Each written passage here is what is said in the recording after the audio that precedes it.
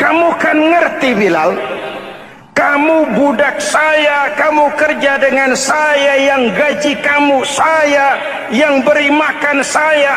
Kenapa kok beraninya masuk Islam padahal kamu belum saya kasih izin? Bos boleh beli badan saya, tapi jangan mimpi bisa membeli jiwa saya. Tuan boleh kuasai badan saya, tapi jangan mimpi bisa menguasai keyakinan saya. Saya memang benar Tuan yang gaji, tapi kan saya digaji, saya kerja.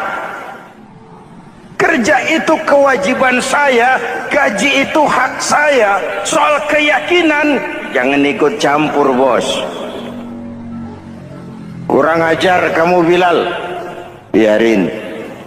Bilal, begini saja. Kalau kau mau meninggalkan keyakinanmu, meninggalkan Allah Tuhanmu, kau akan kami merdekakan. Tapi kalau kau tetap dalam keyakinanmu, kamu akan saya siksa sampai mati. Bagaimana? Jangan mimpi bos. Lebih baik mati berkalang tanah daripada hidup bercermin bangkai.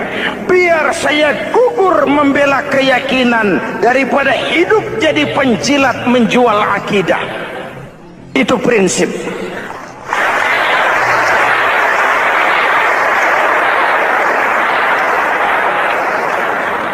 Gendeng kamu. Ayo siksa. Tangannya diikat, dihimpit dengan batu berat, dijemur dengan terik matahari padang pasir, terkelupas kulitnya, mengalir darah dari sekujur badannya, pecah bibirnya. Ayo Bilal, tetap bertuhan Allah dan kau akan mati di sini, atau kembali ke agama lama, kau jadi merdeka. Dari bibir yang pecah itu cuma keluar Allahu Ahad. Bilal budak badannya, merdeka jiwanya, maka namanya ditulis dengan tinta emas dalam sejarah. Kita zaman sekarang merdeka badan kita, tapi sering budak mental dan jiwa kita, maka sejarah tidak pernah mau mencatat kita.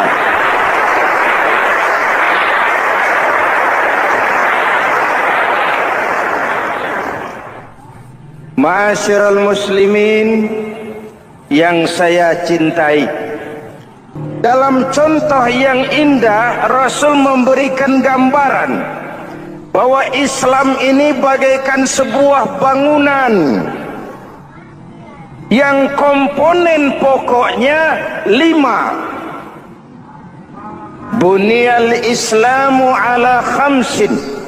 Islam dibangun di atas 5 komponen pokok. Jadi kalau Islam ini ibarat bangunan, unsur penunjang pokoknya itu 5. Mari kita analogkan Islam dengan bangunan. Kalau saudara akan membangun rumah, sebelum pasang tiang, pasang genteng, pasang jendela, apa yang lebih dulu dibangun? Fondasi. Kalau Islam ibarat bangunan, fondasinya adalah syahadatu an la ilaha illallah wa anna muhammadar rasulullah. Ini fondasi. Jikalau kuat fondasi, aman bangunan. Jikalau rapuh fondasi, lentur dan luntur bangunan. Maka kuat atau tidak kuatnya bangunan Islam kita bergantung kepada keyakinan dasar tadi, fondasi. Saya bersaksi tidak ada Tuhan selain Allah, artinya saya tidak akan menyembah kecuali hanya kepada Allah. Orang yang benar fondasinya beres, beres sujudnya.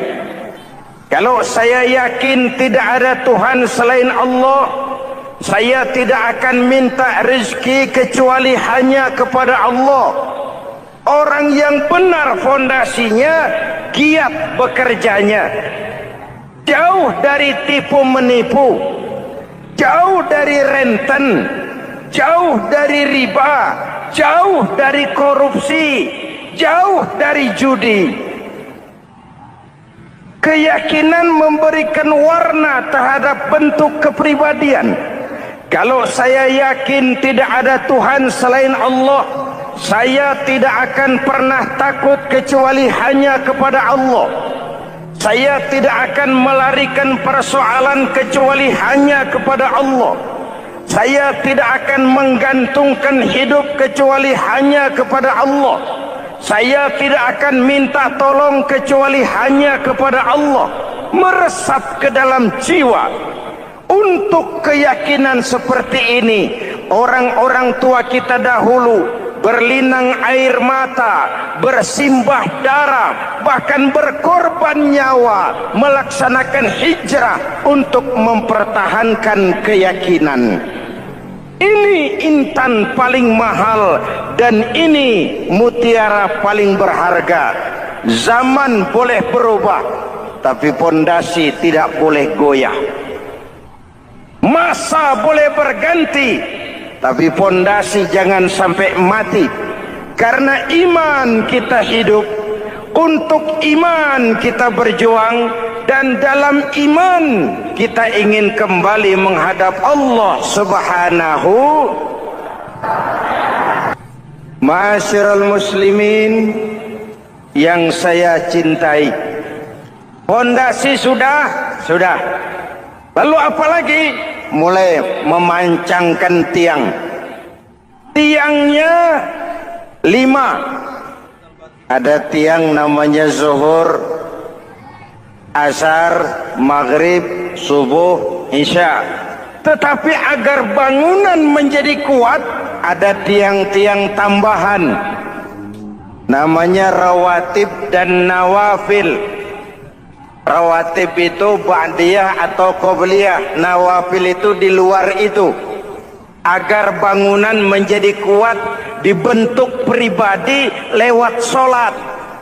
Apa filsafatnya? Pertama, solat itu simbol penyerahan total kepada Allah. Kita ini sudah kontrak. Innallaha astara minal mu'minina anfusahum wa amwalahum bi anna lahumul jannah. Allah telah membeli dari orang-orang mukmin diri mereka, harta mereka, bagi mereka adalah surga. Penjual kita orang beriman, pembeli Allah, dagangannya amwal dan anfus, harganya adalah surga. Jelas? Penyerahan total itu dimulai dengan takbiratul ihram. Shalli fardal isya, Allahu akbar. Arahkan mata ke tempat kita sujud. Jangan lupa kalau sudah di atas, lupa dengan yang di bawah. Sudah jadi genteng, petatang peteteng di atas. Lalu bilang, merasa capek sendiri, kata genteng kepada tiang. Tiang, kamu sih enak, kata genteng. Saya setengah mati di atas. Kehujanan, kepanasan, kadang-kadang anak-anak nakal saya disambitin. Kata tiang, saudara genteng, ngomong jangan sembarangan ya. Kamu kira kamu bisa nongkrong dan nangkring di atas, itu gara-gara siapa genteng? Kan saya yang sokong dari bawah. Kamu jadi pejabat tinggi, jadi anggota ini, anggota itu. Kami rakyat yang angkat. Jangan sudah di atas kami ditekan.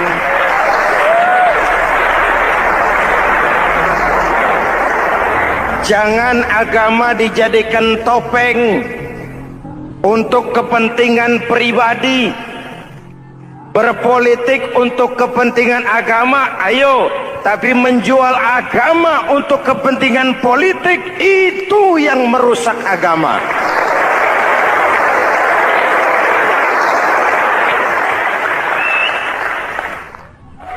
Ini kan kita lagi prihatin sedang meluncur kasus Bulog Gate 2. Innalillahi wa inna ilaihi raji'un. Kita lihat sajalah para petinggi kita sekarang bagaimana menyikapi hukum. Sebab saya dengar ada bargaining, orang takut teriak maling sapi karena DE maling wedus.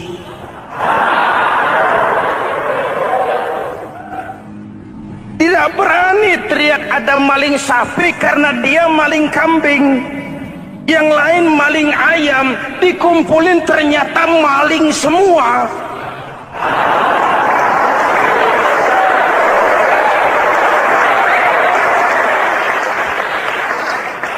Hadirin yang saya hormati, ini melukai rasa keadilan. Oleh karena itu, sholat mengajarkan kepada kita dalam posisi berdiri, lihat tempat sujudmu, jangan menteleng terus ke atas lalu lupa dari mana kita berangkat. Itulah maknanya tawadhu, rendah hati, tidak melonjak angku dan sombong. Ada sebuah hadis Rasulullah bersabda, "Idza aradallahu biqaumin khairan."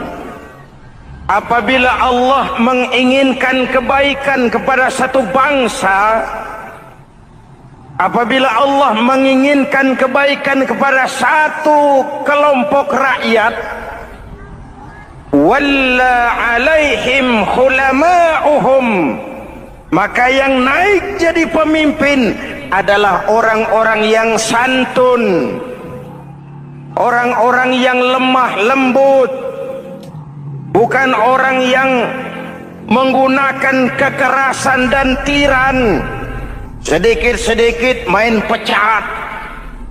Itu terlambat lahir. Mestinya lahir di zaman Hitler, mestinya lahir di zaman Benito Mussolini, atau kalau mau lebih klasik lagi di zaman Fir'aun. Kalau Allah menginginkan kebaikan kepada satu masyarakat, satu bangsa, satu negara, naiklah orang-orang yang santun, yang ngayomi, yang menjadi solusi dan jalan keluar untuk kepentingan rakyatnya, mampu memberikan keteladanan. Tertarik dengan pidato Presiden Cina pada saat dilantik. Cina, Presiden Cina pasti tidak tahu Pancasila,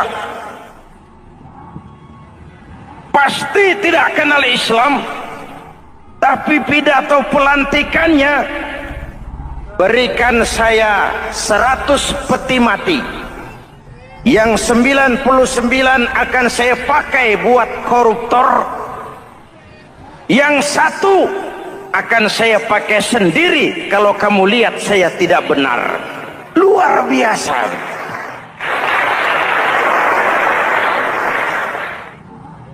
Yang diperlukan sekarang ini keteladanan. Hulama'uhum, sikap ngayomi, mencari jalan keluar, bukan memamerkan kekuasaan, memamerkan kekuatan, arogansi, menghormati perbedaan. Itu ciri demokrasi. Lalu wa qada bainahum ulama'uhum, yang memutuskan hukum adalah pakarnya, ulamanya, mengambil keputusan secara profesional sehingga rakyat beroleh apa yang namanya kepastian hukum, merasa hidup terlindungi, aman dan nyaman. Lalu yang ketiga, wa ja'alal mala fi askhiyaihim, peredaran harta, pergerakan ekonomi berada di tangan orang-orang yang pemurah, yang tidak mau kaya sendiri, tidak mau senyum di atas penderitaan orang lain, menari di atas bangkai saudaranya. Hadirin yang saya hormati, ini cirinya. Tapi sebaliknya kata Nabi, wa idza aradallahu biqaumin syarran, apabila Allah menghendaki kejelekan, keburukan bagi satu bangsa, walla alaihim sufahauhum, yang naik jadi pemimpin orang-orang durjana, orang-orang kurang ajar, tapi dipoles dengan topeng yang bagus.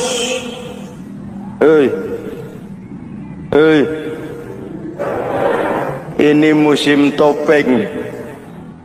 Musim apa? Topeng. Topeng itu apa perlunya? Menyembunyikan wajah asli. Sekarang ini Dracula berwajah Arjuna. Ini musim topeng. Kita rakyat harus hati-hati dan punya filter, mampu memilah dan memilih.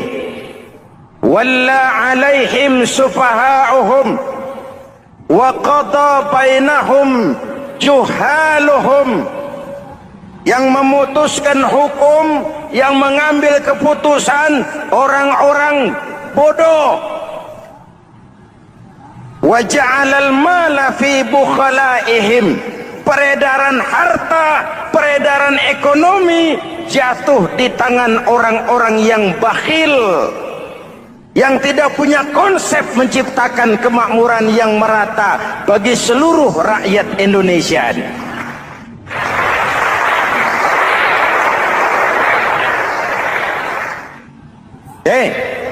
Kita kembali kepada tiang. Ini kan lagi cerita tiang tadi ya. Kalau sedang berdiri, lihat tempat sujud, jangan menteleng terus ke atas. Terserang penyakit tamak bin rakus alias serakah.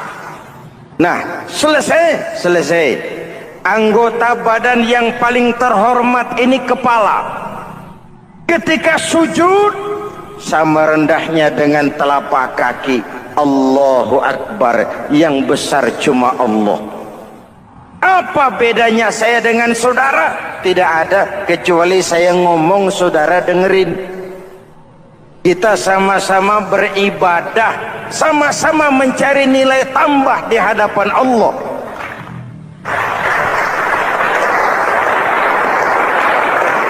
Apa saya lebih penting dari saudara? Belum tentu. Apa saya lebih hebat dari saudara? Belum tentu. Perasaan lebih penting, lebih hebat, lebih jago setan. Jelas? Ayo tundukkan kepala. Dia sama rendahnya dengan telapak kaki kita. Yang besar cuma Allah. Allahu Akbar. Lalu diakhiri dengan menebarkan salam. Assalamualaikum warahmatullah. Assalamualaikum warahmatullah. Menebarkan salam, mewujudkan rasa aman, damai, bukan menimbulkan keresahan. Hadirin yang saya hormati, ini karakteristik kita.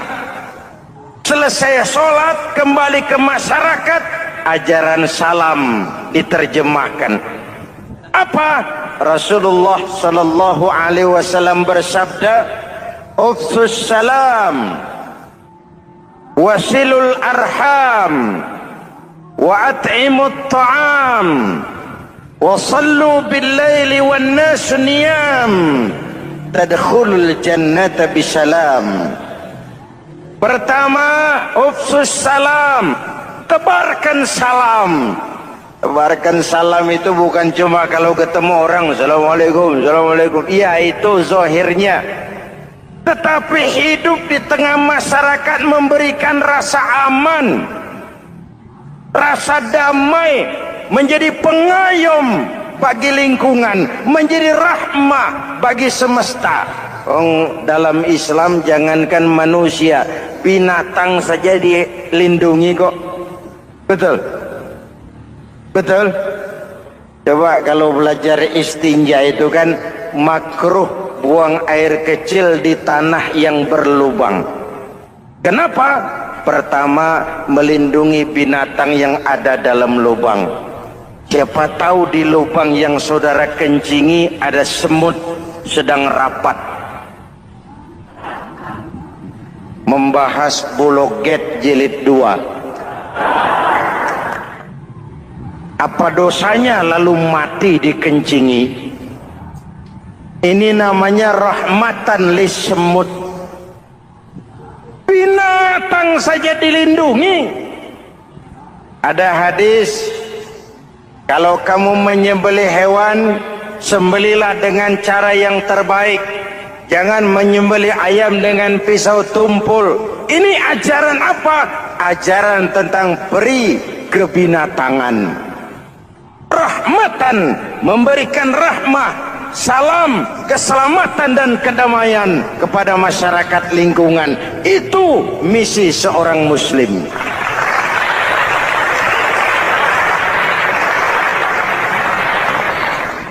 Hadirin hadirat ma'asyiral muslimin yang saya cintai, saya kembali kepada pesan Nabi tadi itu. Pertama, ufsus salam, sebarkan salam. Sekarang ini kan yang banyak sebarkan isu, sebarkan fitnah, hancurkan nama baik orang, hantam orang di mana-mana. Padahal yang diajarkan ufsus salam, sebarkan perdamaian, bukan permusuhan. Cari kebenaran, bukan kemenangan. Lalu yang kedua, wasilul arham, sambungkan silaturahmi, tegakkan semangat kekeluargaan dan persaudaraan. Karena kita sudah diikat dengan tali akidah. Mari kita saling bertanya setelah lewat hari-hari yang dimana kita seperti saling berhadapan, seperti tercabut dari akar budaya kita sebagai bangsa. Semangat gotong royong, semangat kekeluargaan makin lentur dan luntur, dan perlu kita angkat kembali ke permukaan. Silul arham, sambungkan semangat silaturahmi. Wa at'imut ta'am, berikan makan orang-orang yang kelaparan, mempunyai kepekaan dan kepedulian. Jangan menari di atas penderitaan orang, jangan tersenyum di atas isak tangis tetangga. At'imut ta'am, mempunyai kepedulian yang tinggi. Wa sallu bil laili wan nasu niyam, bangunlah di keheningan malam ketika orang sedang tidur. Istilah saya, kalau mau telepon Allah, jangan lupa nomor teleponnya, 44342. Jumlahnya 17.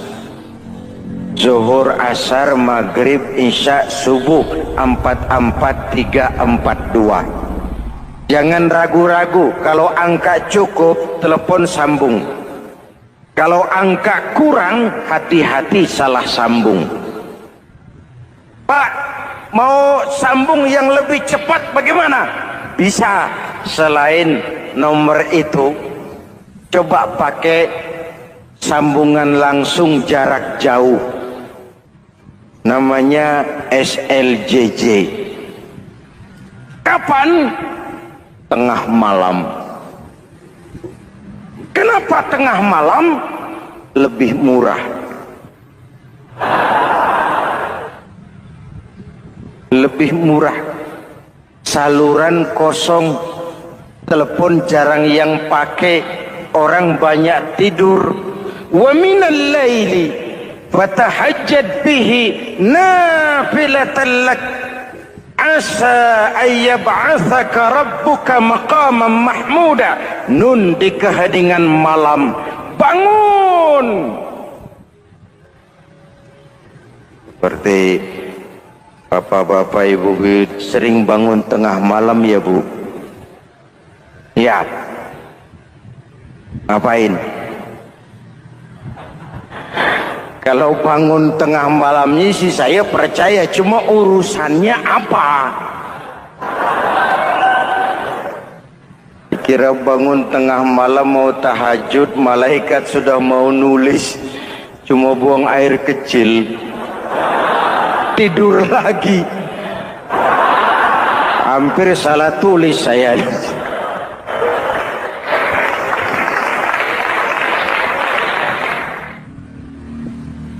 Baik,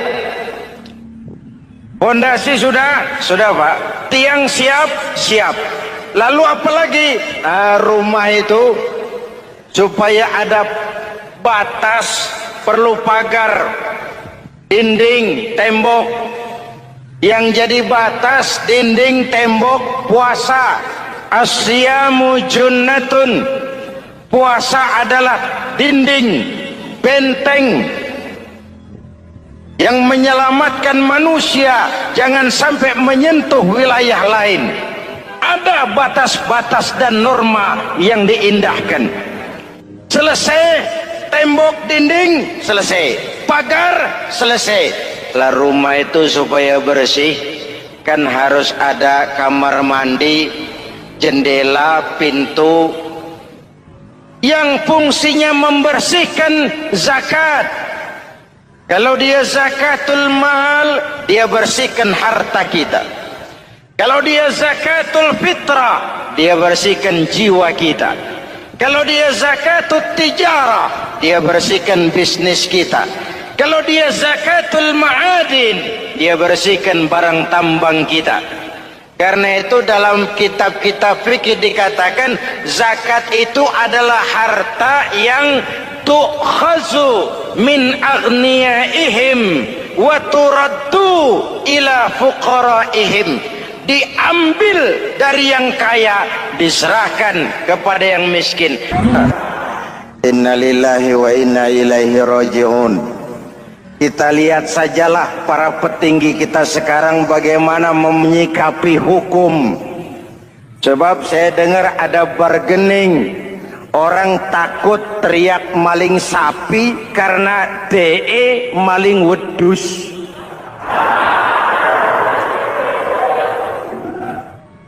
Tidak berani teriak ada maling sapi karena dia maling kambing.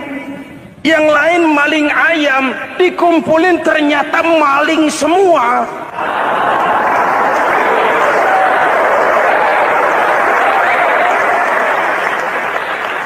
Muhammadin wa ala alihi wa sahbihi ajma'in, amma ba'du. Hadirin hadirat ma'asyiral muslimin yang saya cintai. Ada sebuah cerita pendek. Seorang pengendara sepeda motor ditangkap oleh Pak Polisi, lalu diperiksa. Ini motor siapa? Pinjam Pak. Helm? Pinjam. SIM? Pinjam. Kata Pak Polisi, tidak boleh begini. Marah yang naik sepeda motor. Pak Polisi bagaimana? Kok tidak boleh? Yang punya saja bilang boleh.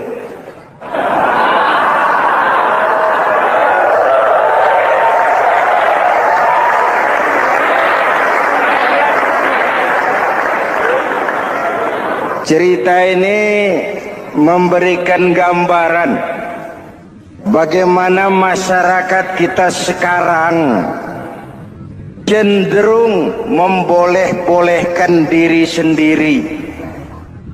melahirkan permissive society, masyarakat serba boleh dengan ukuran sakarpe dewe. Itu sebabnya agama diturunkan.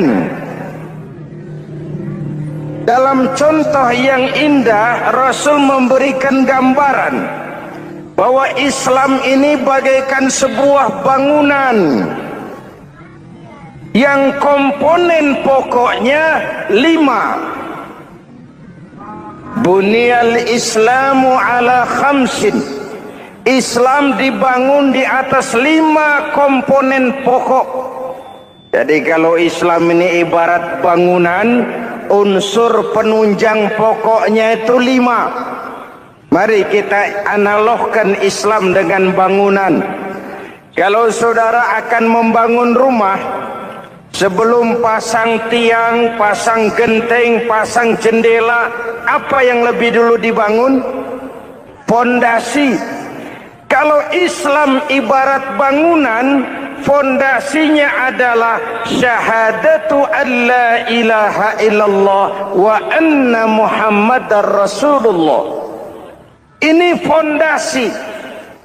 Jikalau kuat fondasi, aman bangunan. Jikalau rapuh fondasi, lentur dan luntur bangunan. Maka kuat atau tidak kuatnya bangunan Islam kita bergantung kepada keyakinan dasar tadi, fondasi. Saya bersaksi tidak ada Tuhan selain Allah, artinya saya tidak akan menyembah kecuali hanya kepada Allah. Orang yang benar fondasinya beres sujudnya. Kalau saya yakin tidak ada Tuhan selain Allah, saya tidak akan minta rezeki kecuali hanya kepada Allah. Orang yang benar fondasinya, giat bekerjanya, jauh dari tipu menipu, jauh dari renten, jauh dari riba, jauh dari korupsi, jauh dari judi. Keyakinan memberikan warna terhadap bentuk kepribadian. Kalau saya yakin tidak ada Tuhan selain Allah, saya tidak akan pernah takut kecuali hanya kepada Allah. Saya tidak akan melarikan persoalan kecuali hanya kepada Allah. Saya tidak akan menggantungkan hidup kecuali hanya kepada Allah. Saya tidak akan minta tolong kecuali hanya kepada Allah. Meresap ke dalam jiwa. Untuk keyakinan seperti ini, orang-orang tua kita dahulu berlinang air mata, bersimbah darah, bahkan berkorban nyawa, melaksanakan hijrah untuk mempertahankan keyakinan. Ini intan paling mahal dan ini mutiara paling berharga. Zaman boleh berubah, tapi pondasi tidak boleh goyah. Masa boleh berganti, tapi pondasi jangan sampai mati. Karena iman kita hidup, untuk iman kita berjuang, dan dalam iman kita ingin kembali menghadap Allah Subhanahu. Masih ingat cerita tentang Bilal? Masih? Mengulang kaji saja. Bilal itu budak sahaya. Ketika masuk Islam, dipanggil oleh majikannya. Bilal, ya bos, saya dengar kamu masuk Islam ya? Iya bos. Kok berani-beraninya kamu masuk Islam? Memangnya kamu budak siapa Bilal? Ya budak bos. Bos. Kamu kerja sama siapa? Sama bos. Bos. Yang gaji kamu siapa? Ya bos. Kamu kan ngerti Bilal, kamu budak saya, kamu kerja dengan saya, yang gaji kamu saya, yang beri makan saya. Kenapa kok beraninya masuk Islam padahal kamu belum saya kasih izin? Bos boleh beli badan saya, tapi jangan mimpi bisa membeli jiwa saya. Tuhan boleh kuasai badan saya, tapi jangan mimpi bisa menguasai keyakinan saya. Saya memang benar Tuhan yang gaji, tapi kan saya digaji, saya kerja. Kerja itu kewajiban saya, gaji itu hak saya. Soal keyakinan, jangan ikut campur bos. Kurang ajar kamu Bilal. Biarin. Bilal, begini saja. Kalau kau mau meninggalkan keyakinanmu, meninggalkan Allah Tuhanmu, kau akan kami merdekakan. Tapi kalau kau tetap dalam keyakinanmu, kamu akan saya siksa sampai mati. Bagaimana? Jangan mimpi bos. Lebih baik mati berkalang tanah daripada hidup bercermin bangkai.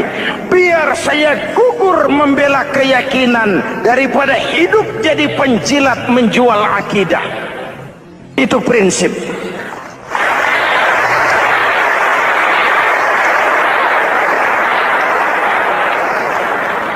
Gendeng kamu. Ayo siksa. Tangannya diikat, dihimpit dengan batu berat, dijemur dengan terik matahari padang pasir, terkelupas kulitnya, mengalir darah dari sekujur badannya, pecah bibirnya. Ayo Bilal, tetap bertuhan Allah dan kau akan mati di sini, atau kembali ke agama lama, kau jadi merdeka. Dari bibir yang pecah itu cuma keluar Allahu Ahad. Bilal budak badannya, merdeka jiwanya, maka namanya ditulis dengan tinta emas dalam sejarah. Kita zaman sekarang merdeka badan kita, tapi sering budak mental dan jiwa kita, maka sejarah tidak pernah mau mencatat kita.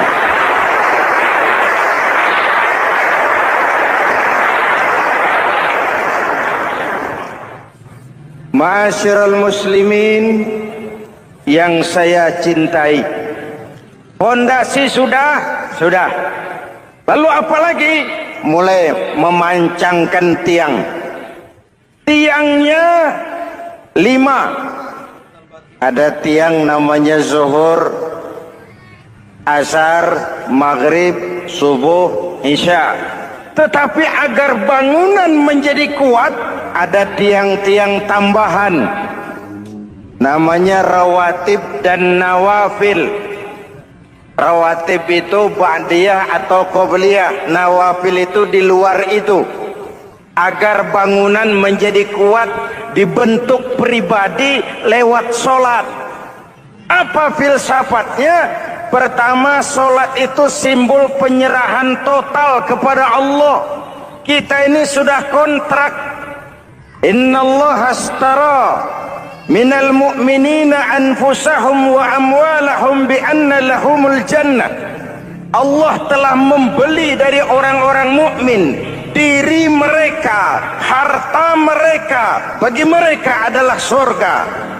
Penjual kita orang beriman, pembeli Allah, dagangannya amwal dan anfus, harganya adalah surga. Jelas? Penyerahan total itu dimulai dengan takbiratul ihram. Shalli fardal isya, Allahu akbar. Arahkan mata ke tempat kita sujud. Jangan lupa kalau sudah di atas, lupa dengan yang di bawah. Sudah jadi genteng, petatang peteteng di atas.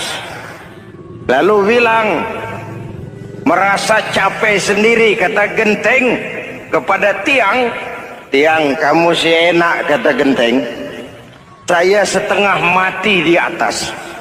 Kehujanan, kepanasan, kadang-kadang anak-anak nakal saya disambitin. Kata Tiang, saudara Genteng, ngomong jangan sembarangan ya. Kamu kira kamu bisa nongkrong dan nangkring di atas, itu gara-gara siapa, Genteng? Kan saya yang sokong dari bawah. Kamu jadi pejabat tinggi, jadi anggota ini, anggota itu. Kami rakyat yang angkat. Jangan sudah di atas kami ditekan.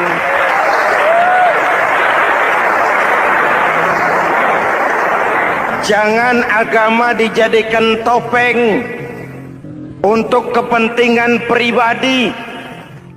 Berpolitik untuk kepentingan agama, ayo. Tapi menjual agama untuk kepentingan politik, itu yang merusak agama.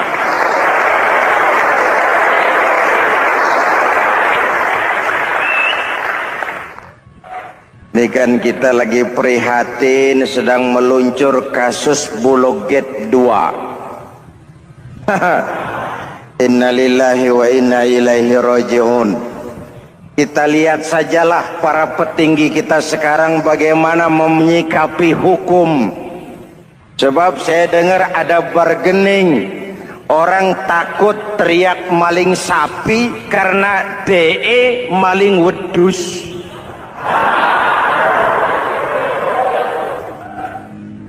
Tidak berani teriak ada maling sapi karena dia maling kambing. Yang lain maling ayam, dikumpulin ternyata maling semua.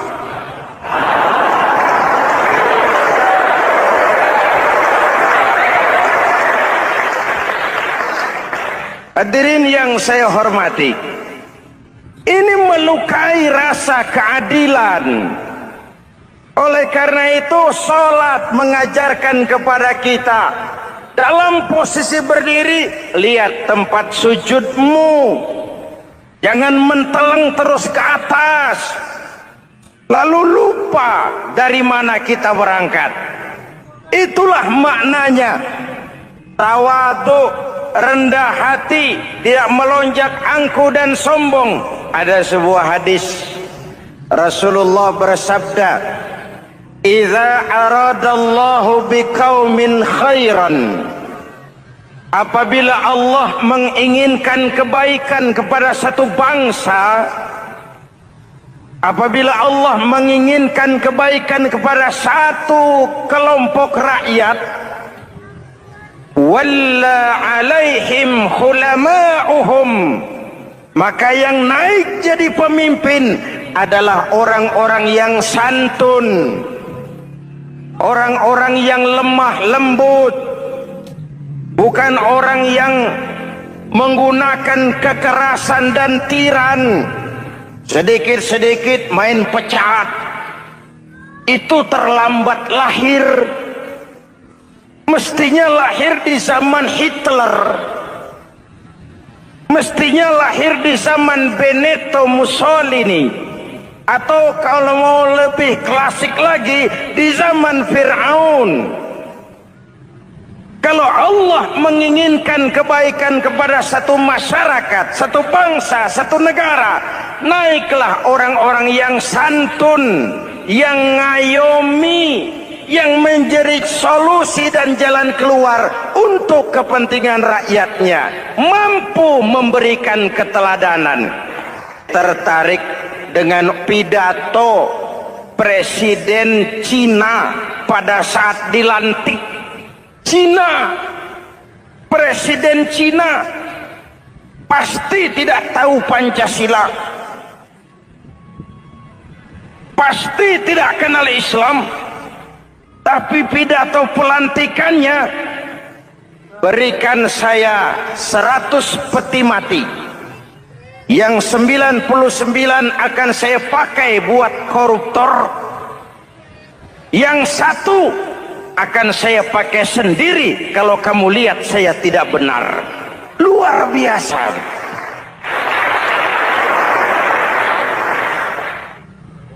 Yang diperlukan sekarang ini keteladanan. Ulama'uhum, sikap ngayomi, mencari jalan keluar, bukan memamerkan kekuasaan, memamerkan kekuatan, arogansi, menghormati perbedaan. Itu ciri demokrasi. Lalu wa qada bainahum ulama'uhum, yang memutuskan hukum adalah pakarnya, ulamanya, mengambil keputusan secara profesional sehingga rakyat beroleh apa yang namanya kepastian hukum, merasa hidup terlindungi, aman dan nyaman. Lalu yang ketiga,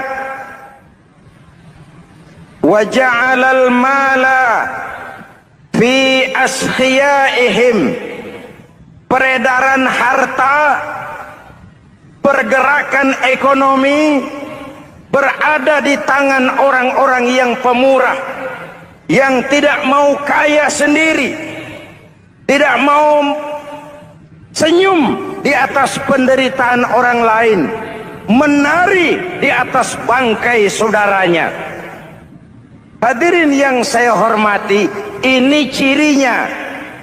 Tapi sebaliknya kata Nabi, wa idza aradallahu biqaumin syarran, apabila Allah menghendaki kejelekan, keburukan bagi satu bangsa, walla alaihim sufahauhum, yang naik jadi pemimpin orang-orang durjana, orang-orang kurang ajar, tapi dipoles dengan topeng yang bagus.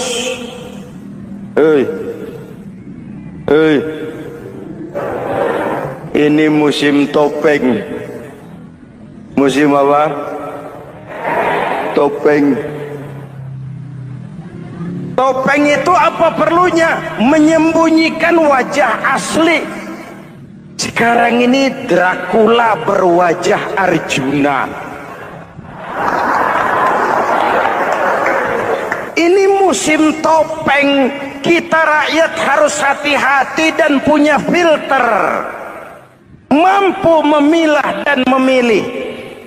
Walla alaihim sufahauhum wa qada bainahum juhaluhum, yang memutuskan hukum, yang mengambil keputusan orang-orang bodoh. Wa ja'alal mala fi bukhalaihim, peredaran harta, peredaran ekonomi jatuh di tangan orang-orang yang bakhil, yang tidak punya konsep menciptakan kemakmuran yang merata bagi seluruh rakyat Indonesia.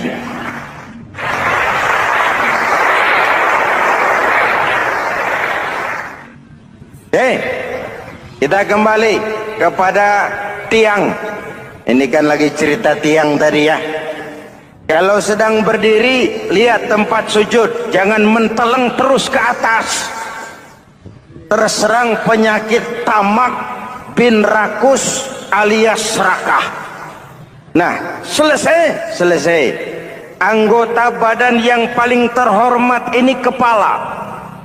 Ketika sujud, sama rendahnya dengan telapak kaki. Allahu Akbar, yang besar cuma Allah. Apa bedanya saya dengan saudara? Tidak ada, kecuali saya ngomong saudara dengerin. Kita sama-sama beribadah, sama-sama mencari nilai tambah di hadapan Allah.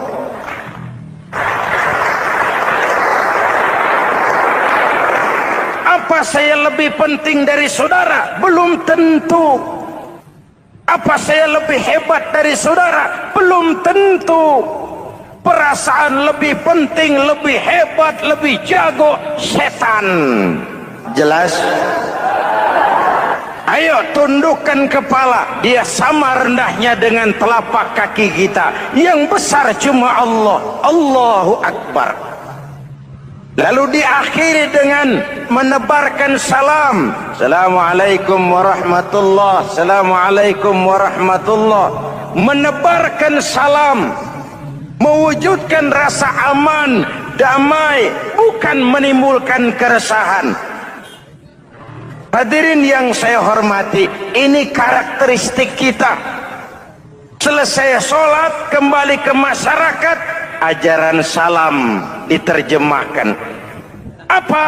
Rasulullah sallallahu alaihi wasallam bersabda, "Ufsus salam, wasilul arham, wa at'imut ta'am, wa sallu bil laili wan nas niyam, tadkhulul jannata bisalam." Pertama, ufsus salam, tebarkan salam. Tebarkan salam itu bukan cuma kalau ketemu orang assalamualaikum, assalamualaikum. Iya, itu zahirnya. Tetapi hidup di tengah masyarakat memberikan rasa aman, rasa damai, menjadi pengayom bagi lingkungan, menjadi rahmah bagi semesta. Dalam Islam jangankan manusia, binatang saja dilindungi kok. Betul? Betul? Coba kalau belajar istinja itu kan makruh buang air kecil di tanah yang berlubang. Kenapa? Pertama, melindungi binatang yang ada dalam lubang. Siapa tahu di lubang yang saudara kencingi ada semut sedang rapat. Membahas Buloget jilid 2. Apa dosanya lalu mati dikencingi? Ini namanya rahmatan lis semut. Binatang saja dilindungi. Ada hadis, kalau kamu menyembelih hewan, sembelilah dengan cara yang terbaik. Jangan menyembelih ayam dengan pisau tumpul. Ini ajaran apa? Ajaran tentang peri kebinatangan. Rahmatan, memberikan rahmah, salam, keselamatan dan kedamaian kepada masyarakat lingkungan. Itu misi seorang muslim.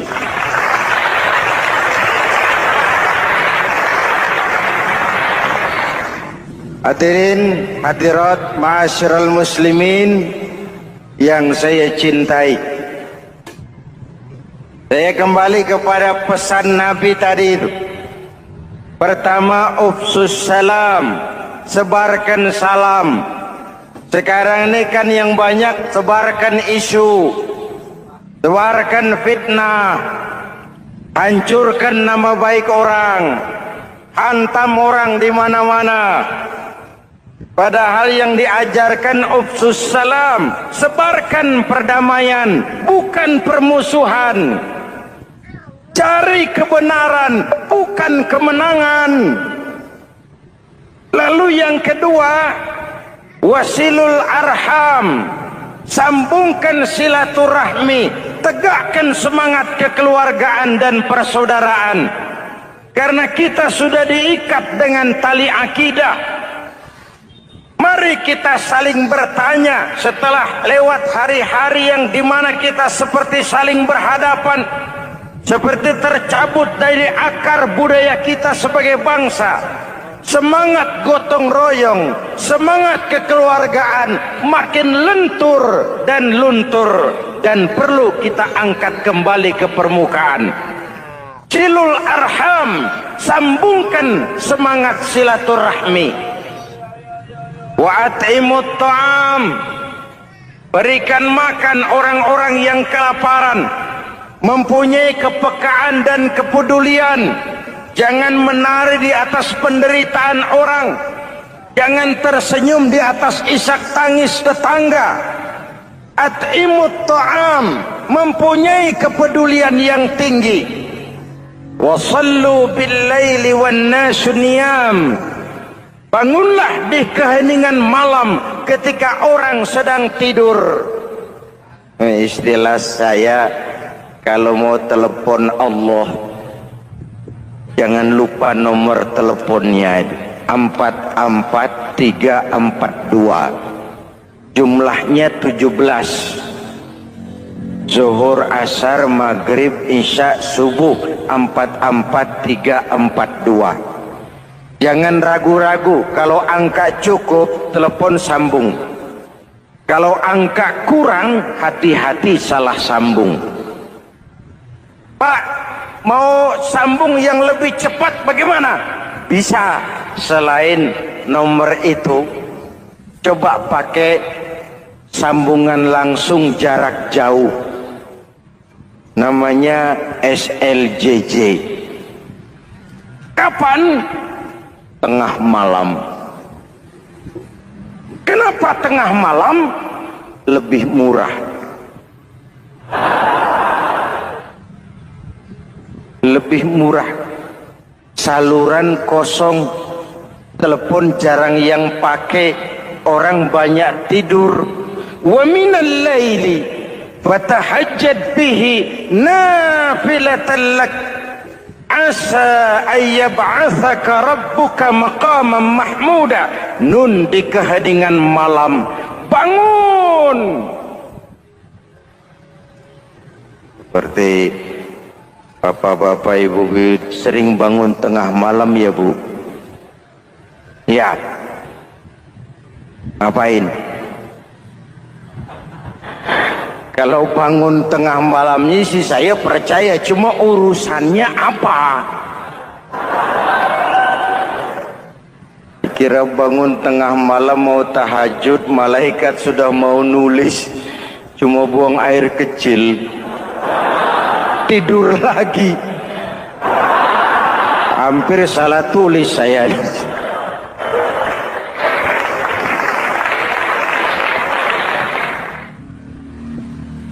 Baik, pondasi sudah Pak, tiang siap. Lalu apa lagi? Rumah itu supaya ada batas, perlu pagar, dinding, tembok. Yang jadi batas, dinding, tembok, puasa. Asyamu junnatun. Puasa adalah dinding, benteng yang menyelamatkan manusia jangan sampai menyentuh wilayah lain. Ada batas-batas dan norma yang diindahkan. Selesai, tembok, dinding, selesai, pagar, selesai. Lah rumah itu supaya bersih kan harus ada kamar mandi, jendela, pintu yang fungsinya membersihkan. Zakat, kalau dia zakatul mal, dia bersihkan harta kita. Kalau dia zakatul fitrah, dia bersihkan jiwa kita. Kalau dia zakatul tijarah, dia bersihkan bisnis kita. Kalau dia zakatul ma'adin, dia bersihkan barang tambang kita. Karena itu dalam kitab-kitab fikih dikatakan zakat itu adalah harta yang tu'khazu min aghniyaihim wa turaddu ila fuqaraihim. Diambil dari yang kaya, diserahkan kepada yang miskin. Ada orang menyangka bahwa bahagia itu kalau dia mendapatkan harta yang sebanyak-banyaknya. Siapa yang banyak harta, dialah raja. Apa yang dia mau, seluruhnya bisa dibeli. Keamanannya, dia bisa menyewa petugas. Seluruh fasilitas untuk menyenangkan kehidupannya bisa dibeli. Pendeknya, hartalah segala-galanya dalam kehidupan.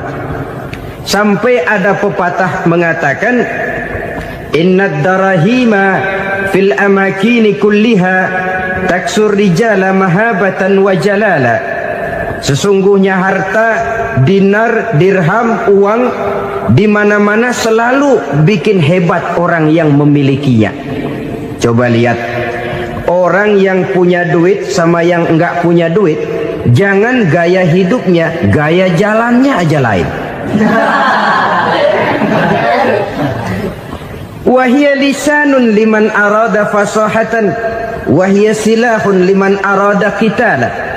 Uang adalah senjata yang paling ampuh bagi orang yang mau pergi perang, dan lidah yang paling fasih bagi orang yang mau bicara.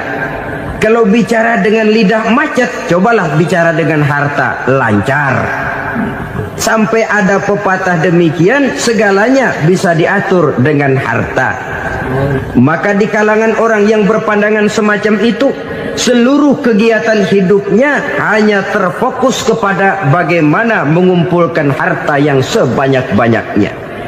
Tidak peduli halal haram, tidak kenal sore pagi siang dan malam, tidak sempat sujud, jauh dari agama, jauh dari kehidupan yang bersifat ruhaniyah, jauh dari Allah dan sebagainya. Sampai dalam Al-Quran dikelompokkan dalam kelompok yang dinamakan lumazah. Allazi jama'a malahu wa addadah yahsabu anna malahu akhladah. Mereka mengumpul-ngumpulkan harta sebanyak-banyaknya dan menyangka bahwa harta yang banyak itu dapat mengekalkan hidupnya, mengekalkan kekayaannya, mengekalkan kebahagiaannya. Saudara hadirin yang berbahagia, kalau pandangan hidup ini benar, artinya kalau harta memang merupakan satu-satunya hal yang dapat membuat orang bahagia, tentu di rumah mewah tidak akan pernah ada tangis derita. Tentu di satu tempat di mana fasilitas hidup serba menunjang tidak ada yang namanya penderitaan. Tapi suka dan duka, sedih dan gembira, senyum dan tawa adalah milik setiap orang, baik dia punya harta maupun dia tidak punya harta. Nyatalah bahwa harta semata-mata bukan merupakan jaminan bahwa orang akan bahagia, walaupun tanpa harta orang sulit untuk bahagia. Saya mau cerita, ada orang super kaya, namanya Aristotle Onesimus, raja tanker Yunani. Dia punya kapal tanker saja konon sampai 11 banyaknya. Punya perusahaan penerbangan yang disebut Olympic Airlines. Punya hotel di berbagai kota besar di dunia ini, sejak dari New York, London, Paris, Rome dan sebagainya. Bahkan punya pulau yang dia namakan Pulau Scorpio. Ini kan namanya sudah kaya nggak tanggung-tanggung, punya pulau. Nah, dia punya 2 orang anak, yang satu laki-laki namanya Alexander, yang satu perempuan namanya Maria Onesimus. Seluruh harapannya tertumpah kepada anak lakinya Alexander ini, yang akan meneruskan usahanya, meneruskan kekayaannya, meneruskan dinastinya. Apa yang terjadi? Ternyata anak yang dia harapkan yang bernama Alexander ini mati muda dalam kecelakaan pada waktu dia olahraga. Apa olahraganya? Namanya olahraga anak orang kaya, golongan jet set. Olahraganya olahraga pesawat terbang. Jatuh, ya nggak kapungut, habis mati. Tinggal satu anak perempuannya, Maria Onesimus.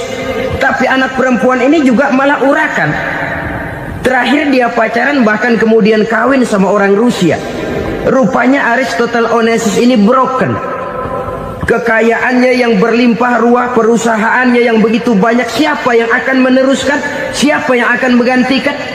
Sampai kemudian dia mengurung diri di Pulau Scorpio dan mati di sana secara mengenaskan.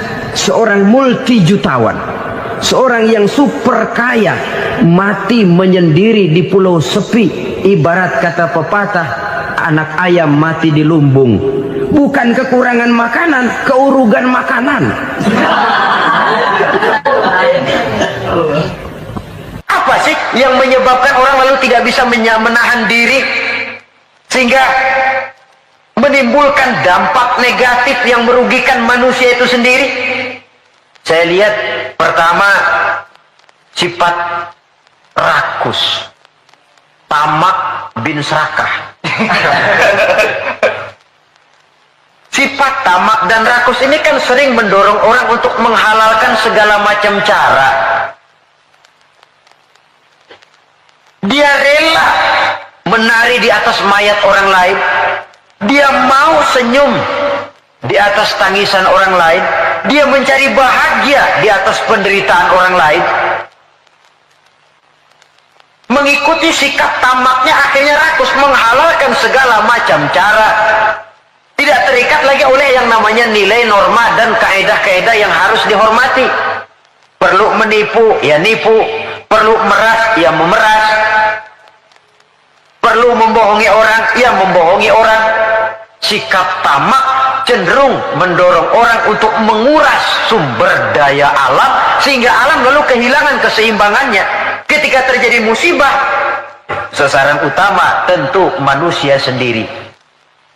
Karena tamak, orang nggak sanggup lagi menjaga anggota badannya. Tangan seambil-ambilnya, mulut seomong-omongnya, mata selihat-lihatnya, mulut semakan-makannya, perut seisi-isinya. Tidak lagi selektif.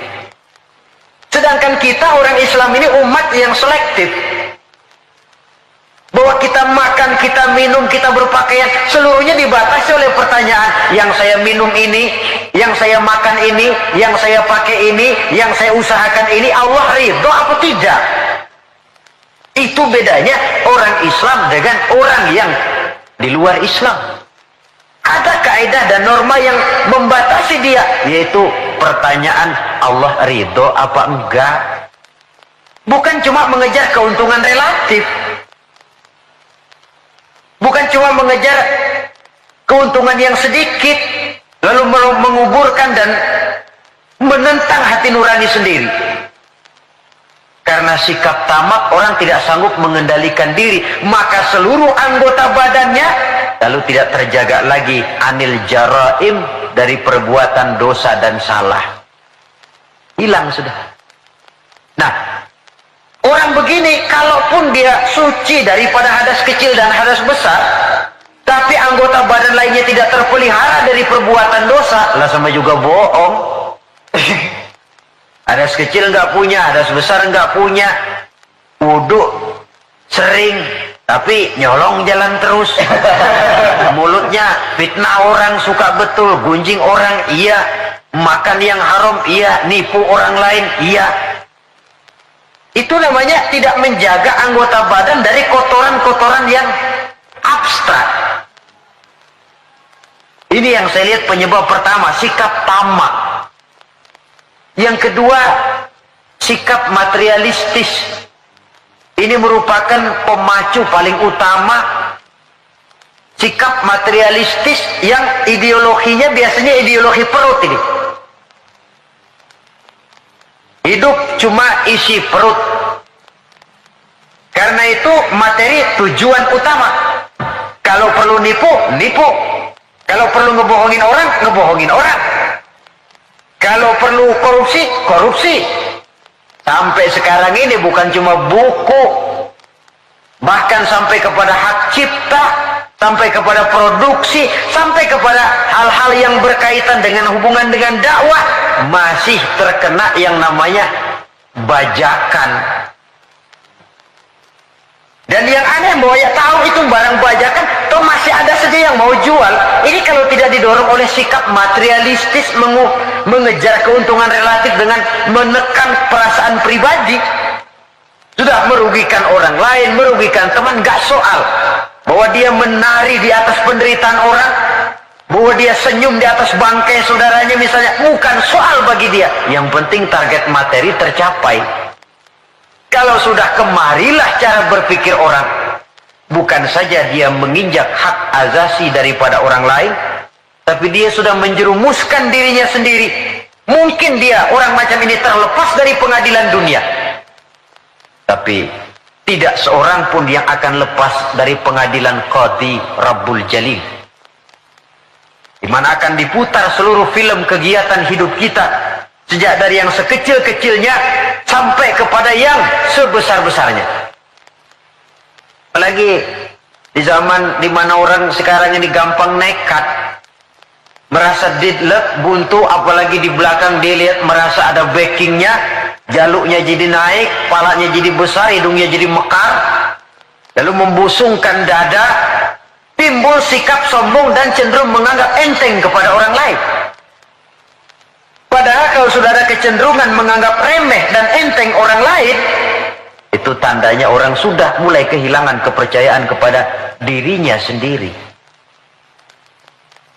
Karena itu Islam mengajarkan la yu'minu ahadukum hatta yuhibba li akhihi ma yuhibba li nafsihi. Belum sempurna iman kamu sampai kamu cinta kepada saudaramu sebagaimana kamu cinta kepada dirimu sendiri. Artinya apa ini? Mengukur orang lain dengan diri sendiri. Kalau orang lain tanpa salah saya tempeleng, sakit nggak? Sakit. Saya pun begitu. Kalau orang lain tanpa salah difitnah, sakitkah dia? Sakit. Saya pun begitu.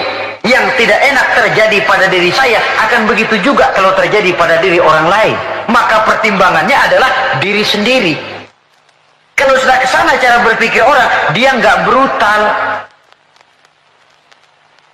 nggak lalu ingin mengejar keuntungan karena sikap tamak dan rakus, lalu mengabaikan rasa persaudaraan, rasa persatuan, rasa solidaritas. Yang penting uang masuk. Mungkin di dunia banyak pihak bisa kita kelabuin, tapi sanggupkah kita ngebohongin Allah? Mungkin banyak saksi ada charge yang kita bayar bisa meringankan kita, tapi sanggupkah kita mencari saksi ada charge di akhirat nanti? Keyakinan semacam ini yang membatasi pola dan gaya seorang muslim dalam menjalani kehidupan. Dia berupaya menjaga kebersihan, setelah kebersihan badannya, kebersihan anggota badannya dari perbuatan yang mengundang salah dan dosa. Setelah sikap materialis, saya lihat lagi yang mendorong orang tidak sanggup mengendalikan diri dan menjaga diri dari kotoran tadi. Apa? Takabur dan kurangnya rasa malu. Kalau tidak punya rasa malu sama sekali. Ini membudayakan rasa malu zaman sekarang saya anggap penting ini. Di saat nilai bergeser, prinsip orang sekarang sudah prinsip hidup cuek sih. Kenal cuek? Cuek kenal nggak? Sebodoh teing sama orang lain. Malah ada pepatah Arab yang saya lihat banyak dipakai orang sekarang. Bul ala zamzam fatu'araf katanya. Kencingi air zam-zam nanti kamu terkenal. Artinya kalau pengen terkenal bikin yang aneh-aneh. Sumur zam-zam dikencingin, tuh bakal terkenal seluruh dunia. Orang kenal, gila benar tuh sumur zam-zam dikencingin. Terkenal tapi terkenal nggak benarnya. Nah orang nggak peduli benar apa nggak benar, yang penting terkenal dulu. Istilahnya biar tekor asal nyohor. Artinya kalau pengen cepat terkenal, bikin yang aneh-aneh. Pakaian yang aneh-aneh, rambut yang aneh-aneh, gaya jalan yang aneh-aneh, cara bergaul yang aneh-aneh. Makin dianggap aneh, makin cepat terkenal. Kalau dulu kita dianggap aneh kan malu, risih rasanya, riskan. Orang apa sih kamu pada ngeliatin gua, ada yang gak beres apa? Sekarang malah sengaja dicari yang paling aneh dan demonstratif. Demonstratif. Membudayakan rasa malu ini saya anggap cukup mendesak zaman sekarang ini. Sebab ini termasuk salah satu sumber etika. Pejabat tahu malu, pengusaha tahu malu, organisasi tahu malu, pemimpin tahu malu, orang tua tahu malu, anak muda tahu malu, remaja tahu malu. Apalagi kalau mau bercermin kepada Rasulullah sallallahu alaihi wasallam. Imam Abu Ja'far Al-Barzanji menceritakan akhlak Nabi itu, wa kana sallallahu alaihi wasallam syadidal haya. Beliau orang yang sangat pemalu. Dari saking malunya saja, pernah ketika remaja diajak memperbaiki Ka'bah naik ke atas, jubahnya tersingkap angin, kakinya kelihatan dengan orang di bawah, beliau turun muka pucat merah, keringat bercucuran karena kakinya kelihatan oleh orang di bawah, padahal orang yang di bawah laki-laki semua, malu. Saya lihat zaman sekarang malu nomor 18. Yang penting nyohor dulu. Kalau masih ada rasa malu kan masih ada semacam nilai yang harus kita indahkan. Tapi kalau sudah nggak ada rasa malu, tidak ada rasa menyesal, tidak ada rasa telah melakukan sesuatu yang tidak baik, itu akibatnya kalau sudah kehilangan rasa malu. Saudara-saudara kaum muslimin yang berbahagia, apa nasibnya agama umat ini kalau kita sudah kehilangan rasa malu? Perbuatan apa yang tidak akan negatif dan tidak akan mengarah setidak-tidaknya kepada perbuatan negatif kalau kita sudah tidak punya rasa malu? Nah, kalau orang sudah nggak punya rasa malu, sudah nggak punya timbangan, karenanya cuek. Tahu cuek? Masa bodoh aja dah. Orang mau bilang apa kek, yang penting kan untung, yang penting kan duit masuk, yang penting kan terkenal. Sehingga jangan heran kalau sekarang di kampung-kampung walau orang pakai baju kayak mau mentas di televisi saja. Padahal nggak kemana-mana.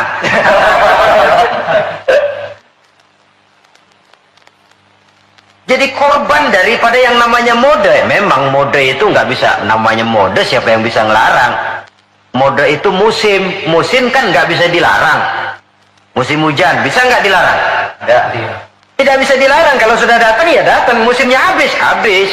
Musim rambutan nggak bisa dilarang, nggak boleh musim rambutan, ya tetap saja. Tapi kalau musimnya sudah habis ya habis. Mode juga begitu, nggak bisa dilarang. Nanti gilirannya habis ya habis saja. Dulu pernah itu anak muda mode ya, bikin celana bawahnya kecil bener, botol aja nggak masuk. Emang lagi mode semuanya celana begitu. Habis musimnya habis. Rubah lagi ganti mode, bawahnya lebar, tutbray katanya, jangan botol, monyet masuk. Modelnya habis. Taruhlah musim nggak bisa dilarang, cuma sekurang-kurangnya kalau ada rasa malu kan kita bisa mantesin diri. Ini yang penting. Sehingga halakam ru'un lam ya'rif qadrahu, kata orang. Celaka orang kalau nggak tahu kedudukan harga dirinya. Saya ini siapa, tinggal di mana, bawa gaya macam itu pantas apa enggak? Saya ini dagang, teman saya juga dagang. Kalau dengan cara begini wajar apa enggak? Bagaimana masa depan daripada kekompakan, kesatuan dan persatuan? Dia pencipta, ini pencipta. Kalau saya jiplak hak ciptanya, bagaimana nantinya? Tahu diri, lalu ada ukuran, timbul rasa malu. Nah kalau sudah ke sana, sikap menghormati orang lain, lalu pun timbul karenanya membudayakan rasa malu. Sebab syarat jadi orang kalau punya malu, nggak punya malu kurang syarat jadi orang. Kesimpulannya sekali lagi, tanpa harta orang memang sulit untuk bahagia. Tapi harta semata-mata tidak merupakan jaminan orang akan bahagia. Dengan hati yang luas, itu modal utama untuk mencapai kebahagiaan hidup. Orang yang hatinya luas, saudara-saudara, punya hati yang lapang, melihat kenyataan hidup ini, dia bersyukur senantiasa kepada Allah. Lantas tidak timbul hasud dan iri hatinya. Oleh karena itu, jiwanya selalu lapang. Kalau tidak, cupik hati namanya. Dangkal pandangan, tidak senang melihat orang lain dapat nikmat, dan itu sering dijadikan contoh. Kalau orang yang lapang dada, dia lihat tetangganya beli TV baru, dia berkata, alhamdulillah ya, tetangga kita beli TV, mudah-mudahan kita bisa ikut nonton. Lapang dadanya. Tapi orang yang sempit hati, lihat tetangga beli televisi, meriang. Enggak diapa-apain, meriang. Besoknya dengar tetangga beli motor, makin sakit, ke rumah sakit. Lalu di rumah sakit dengar tetangganya beli mobil, mati. Disiksa oleh perasaannya sendiri. Orang kalau hati sudah sempit dalam hidup, kemanapun dia pergi, sempit rasanya medan kehidupannya. Kemudian kita melihat juga ada orang yang menilai bahwa bahagia itu katanya kalau punya kedudukan yang tinggi, pangkat yang agung, wibawa yang besar. Mungkin betul, tapi mungkin juga tidak. Bergantung kepada hati orang yang punya pangkat itu. Sama dengan harta tadi. Harta akan membawa bahagia kalau dia jatuh ke tangan orang yang berhati lapang. Tapi harta akan jadi bencana kalau jatuh ke tangan hati orang yang sempit. Pangkat akan membawa bahaya kalau jatuh di tangan hati orang yang sempit. Lebih dari itu, kenyataan mengajarkan kepada kita bahwa ternyata pangkat dan jabatan tidak selamanya memberikan kebahagiaan dalam kehidupan. Bahkan resikonya kelewat besar. Beberapa bukti kita bisa ambil dari para pemimpin dunia yang menjadi korban lantaran pangkat dan jabatan yang disandangnya. Saudara ingat Presiden Abraham Lincoln dan John Kennedy dari Amerika? Dibunuh orang. Park Chung-hee dari Korea Selatan, Ziaur Rahman dari Bangladesh, Anwar Sadat dari Mesir, terakhir Indira Gandhi dari India, menjadi korban dari pangkat dan jabatan yang disandangnya dari orang-orang yang tidak senang dia memegang jabatan itu. Dia akan mudah mengundang bencana. Sehingga pantas kalau seorang presiden terkemuka Amerika, Harry Truman namanya, dia mengatakan jabatan presiden itu, kata dia, seperti orang nunggang macan, naik macan. Harus kita taiki, kalau enggak dia bakal nerekam kita. Ngeri katanya. Adapun orang yang hatinya lapang, kalau dia menerima pangkat dan jabatan, dianggapnya itu satu kesempatan untuk berbuat baik. Tapi orang yang berhati sempit, menerima pangkat dan jabatan, bukan kadang-kadang menerima, malah berusaha setengah mati mencapai dengan segala cara. Kalau perlu jilat atas, jilat atas. Jadi golongan sumuhun dawu. Jadi kelompok kulon nuwun, yes sir, yang kerjanya cuma oke bos. Kalau perlu jilat atas, jilat atas. Kalau perlu injak yang bawah, injak yang bawah. Perlu sikut kiri kanan, sikut kiri kanan. Yang penting pangkat dapat, jabatan dapat. Orang yang semacam ini, kalau sudah mempunyai pangkat dan jabatan, biasanya dia tidak menganggap itu sebagai amanah, tidak menganggap sebagai kesempatan berbuat baik, tapi malah kesempatan untuk memperturutkan hawa nafsunya yang dilatar belakangi oleh kesempitan hatinya tadi. Apalagi kalau orang memperoleh pangkat karena banyak mengeluarkan uang.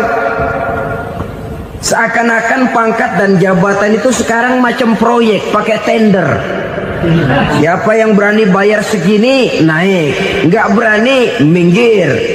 Padahal logikanya, kalau orang mencapai satu jabatan karena banyak mengeluarkan uang, hampir bisa dipastikan bahwa setelah jabatan itu dia pegang, langkah pertama yang akan dilakukannya ialah berusaha bagaimana uang yang dia keluarkan supaya kembali. Ya paling kurang pulang modal dulu dong. Soal mikirin rakyat soal nanti, tapi ini modal harus pulang. Itu celakanya kalau orang memperoleh pangkat dan jabatan cuma karena banyak mengeluarkan uang. Jarang orang yang mempunyai keyakinan dan pandangan bahwa pangkat dan jabatan merupakan amanah. Jadi sekali lagi, pangkat dan jabatan mungkin saja membawa kebahagiaan kalau jatuh ke tangan orang yang berhati lapang. Tapi bisa jadi bencana kalau dia jatuh ke tangan orang yang mempunyai hati yang sempit. Dan lagi-lagi stresnya hati yang lapang. Lalu sebagian orang, saudara, ada yang berpandangan katanya bahagia itu kalau jadi orang terkenal, mempunyai popularitas, menjadi idola di kalangan remaja, di kalangan orang tua, di segala lapisan masyarakat. Padahal makin populer orang, makin terikat dia. Ya kalau macam kita ini kan nggak punya nama, nggak populer, tengah malam buta mau nongkrong di warung Tegal aman.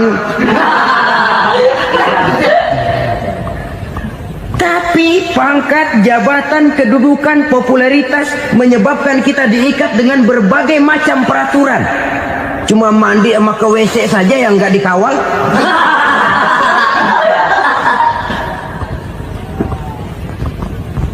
Benarkah popularitas, ketenaran membawa kebahagiaan? Mungkin, ya, tapi mungkin juga tidak. Kenapa? Banyak orang-orang populer yang mengakhiri hidupnya secara tragis. Kita ambil beberapa nama. Di Amerika tahun 60-an ada bintang seksi paling terkenal yang dijuluki seks bom. Bom seks. Sampai sekarang jadi legenda, namanya Marilyn Monroe. Singkatan dobelnya itu inisialnya MM, Marilyn Monroe. Terkenal, top, sampai dia mati tahun 62. Namanya sekarang masih saja dibicarakan orang. Kenapa dia bunuh diri? Tidak punya hartakah dia? Banyak. Kurang populerkah dia? Seluruh dunia mengenalnya. Sejak rakyat kecil sampai pejabat tinggi dia punya hubungan. Kenapa? Jenuh. Dia terlahir dalam keadaan yatim. Setelah itu tidak lama dia berangkat remaja, ibunya meninggal. Pindah dari wanita asuh ke wanita asuh sampai 12 orang ibu angkatnya. Dan kekecewaan yang paling parah, setiap laki-laki yang dekat dengannya hanya seperti kapal berlabuh. Datang dan pergi silih berganti. Padahal dia merindukan seseorang yang bisa melindungi hidupnya. Dia rindukan itu dan dia tidak pernah menemukan. Itu yang akhirnya menyebabkan dia minum pil tidur kelewat dosis. Minum obat tidur kebanyakan. Ya tidur terus sampai sekarang.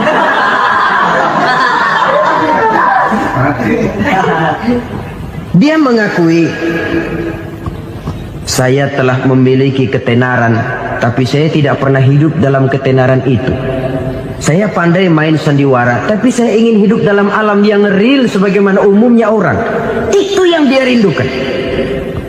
Menyusul jejak yang namanya Marilyn Monroe ini, Billie Holiday, saudara kenal tentu, di rumah sakit dirawat.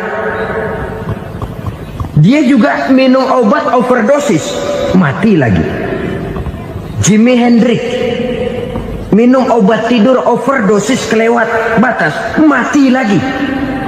Lalu yang menghanyutkan diri di danau, Janis Joplin dan Brian John. Ini orang-orang populer, orang-orang terkemuka yang mengakhiri hidup secara tragis. Bukan karena tidak terkenal, mungkin karena sudah saking terkenalnya. Contoh paling belakangan, Bruce Lee. Wah, ini tukang-tukang kepruk tentu kenal siapa dia. Sampai sekarang pun tabir kematiannya masih merupakan misteri. Dan yang masih hidup juga menunjukkan gejala yang aneh. Michael Jackson, rumahnya di Beverly Hills itu dijaga sedemikian rupa, dan dia selalu curiga kepada setiap makanan harus steril, bersih dari segala macam kimia.